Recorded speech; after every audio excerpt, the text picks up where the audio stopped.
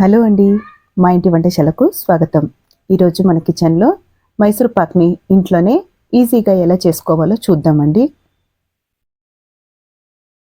ఇట్లా చూపిస్తున్నట్లుగా చేసుకుంటే మైసూర్ పాకు ఇట్లా గుల్లగా వస్తుంది. ముందుగా నేను ఇక్కడ ఒక గిన్నెలోకి ఒక బౌలు శనగపిండి తీసుకుంటున్నాను. మనము శనగపిండి ఏ దాంతో అయితే తీసుకుంటామో దాంతోనే అన్నీ కొలుసుకొని తీసుకోవాలి. దీంట్లోకి ఒక పావు టీ స్పూను బేకింగ్ సోడా వేసుకొని పిండిని జల్లించుకుంటున్నాను. పిండిలోన ఏ వంటలు అవి వండుకోకుండా చూసుకోవాలి. దీన్ని పక్కన పెట్టేసి ఇప్పుడు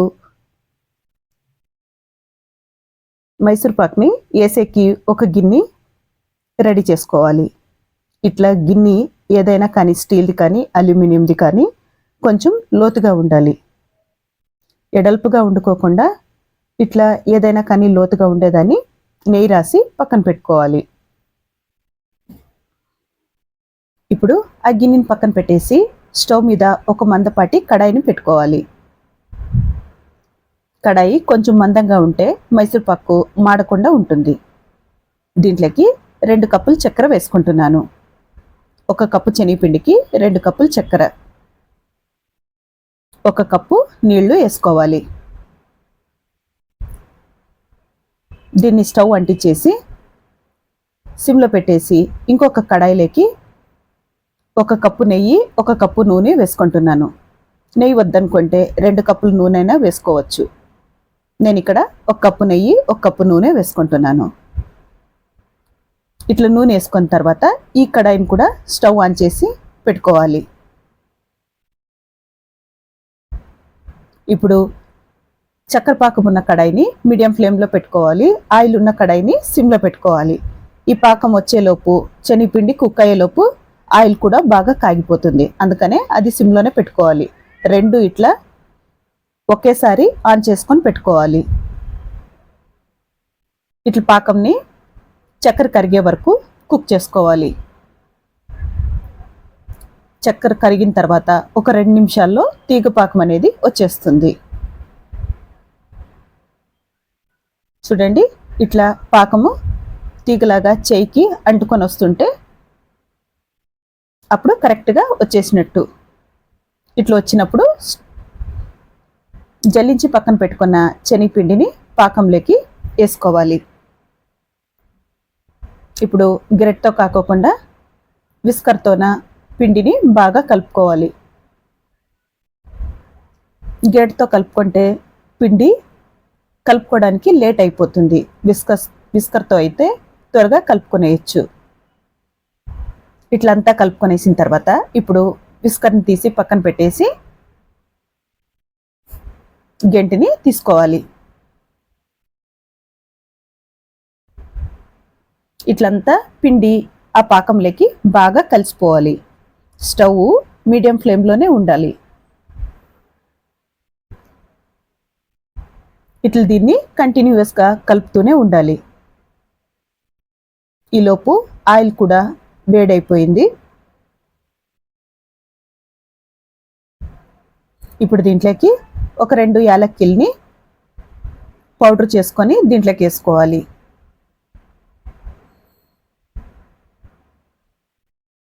ఈ స్టేజ్లోనే కావాలనుకుంటే ఎల్లో ఫుడ్ కలర్ని కూడా యాడ్ చేసుకోవచ్చు. మైసూర్ పాకు ఇంకొంచెం ఎల్లో కలర్ఫుల్గా కనపడుతుంది. నేను ఫుడ్ కలర్ యాడ్ చేయడం లేదు. ఇట్లా కంటిన్యూస్గా కలుపుతూనే ఉంటే ఈ పిండి ఉడకడం స్టార్ట్ అవుతుంది. ఇట్లా చూడండి, ఇప్పుడు ఇట్లా ఉడికేటప్పుడు పక్కన కాగుతుంది కదా, ఆ నూనెని గెరటితోన ఒక గెంటి వేసుకుంటూ ఉండాలి. ఒక గంట వేసి ఇదింత నూనె అబ్జర్వ్ చేసుకునే వరకు 1 నిమిషం పాటు కుక్ చేసుకోవాలి.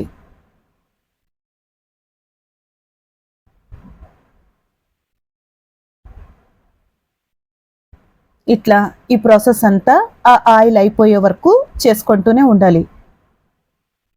ఒక్కోసారి ఆయిల్ కొంచెం మిగిలిపోతుంది, మైసూర్ పాక్ అయిపోతుంది.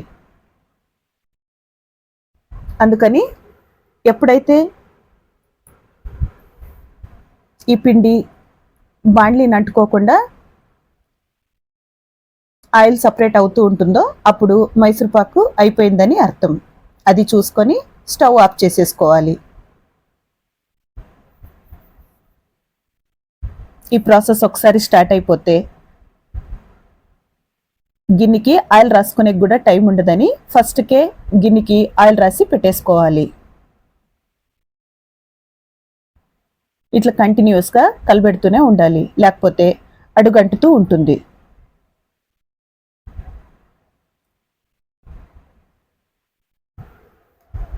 ఇట్లా ఆయిల్ వేసుకుంటున్నట్లలా అది కుక్ అవుతూ ఆయిల్ పీల్చుకుంటూ ఉంటుంది కదా, పిండి కొంచెం గట్టిపడుతూ వస్తుంటుంది. ఈ ప్రాసెస్ అంతా అయిపోయేలోపు శనగపిండి అనేది బాగా కుక్ అయిపోతుంది. చూడండి, ఇట్లా ఇప్పుడు ఇది కడాయి కంటుకోకుండా సపరేట్ అవుతూ ఉంటుంది కదా, అప్పుడు ఇంకా లాస్ట్ స్టేజ్కి వచ్చేసిందని అర్థం.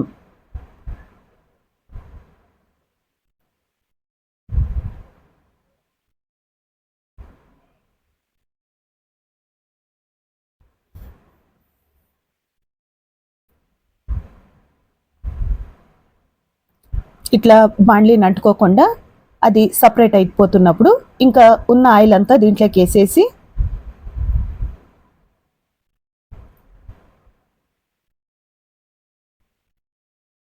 ఈ పిండిని మనం ఆయిల్ రాసి పెట్టుకున్న బౌల్లోకి వేసేసుకోవాలి.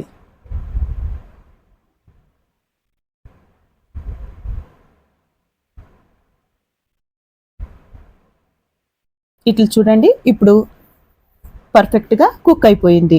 దీన్ని బౌల్లోకి వేసేసుకోవడమే. పైన మనం ఒత్తుకోకుండా అట్లే వదిలేసేయాలి, లేకపోతే లోపల ఉన్న బబుల్స్ అన్నీ అతుక్కుపోతాయి. ఒక్క 5 నిమిషాలు ఇడ్చేసి ఒక చాక్తోన దీనికి ముందు ఘాట్లు పెట్టేసుకోవాలి. పిండి కొంచెం మెత్తగా ఉన్నప్పుడే మనం దీనికి ఘాట్లు పెట్టేసుకుంటే చల్లగా అయిన తర్వాత కట్ చేసుకునేకి ఈజీగా ఉంటుంది.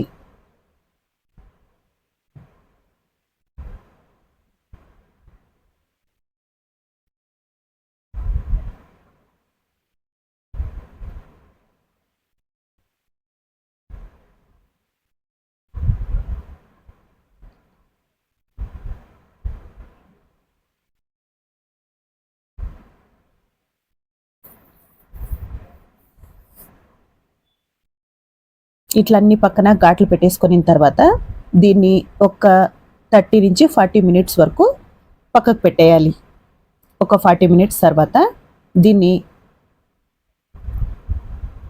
పైన ఒకసారి కొట్టేసి ఇట్లా తీసేసుకుంటే గిన్నెకి ఏమీ అత్తుకోకుండా మైసూర్పాకు ప్లేట్లోకి వచ్చేస్తుంది. మనం ఫస్టే కొంచెం ఘాట్లు పెట్టినాం కదా, అది చూసుకొని దాని మీద ఇప్పుడు కట్ చేసుకుంటే మనకి మైసూర్పాక్ అనేది ఈజీగా కట్ అయిపోతుంది.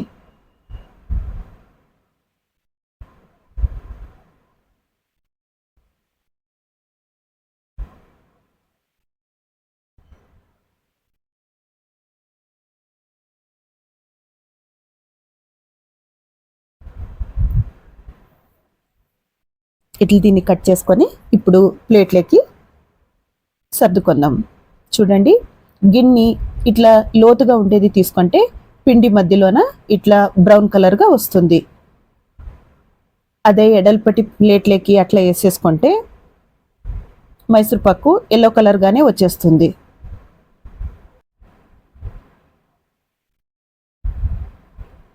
అంతేనండి, ఇట్లా ఈజీగా ఇంట్లోనే మైసూర్పాక్ని తయారు చేసుకోవచ్చు.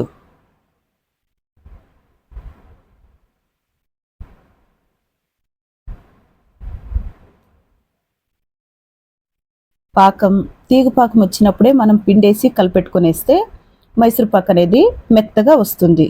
అదే పాకం కొంచెం గట్టిగా అయిపోతే మైసూర్పాకు బాగా గట్టిగా అయిపోతుంది. ఈ వీడియో మీకు నచ్చితే లైక్ చేసి షేర్ చేసి సబ్స్క్రైబ్ చేసుకోండి. మరో వీడియోతో మళ్ళీ కలుద్దాం. ఉంటానండి.